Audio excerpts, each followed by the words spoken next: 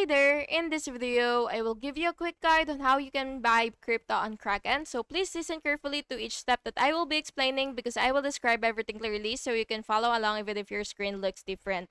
Before starting, make sure that you have the correct plan or version that supports this feature. So you will have full access to everything you need. So yeah, first you will open your Kraken app and on the bottom menu, you will tap trade.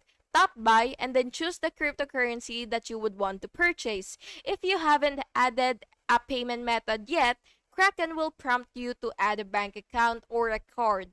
Then you will enter the amount that you would want to buy. Preview the order summary including fees, payment method, final crypto account, and then you will tap buy now. Kraken will process the purchase instantly and your crypto will appear in your portfolio. And that's it. Thank you so much for watching this video and I really hope you found this video helpful. Make sure to like and subscribe for more videos like this.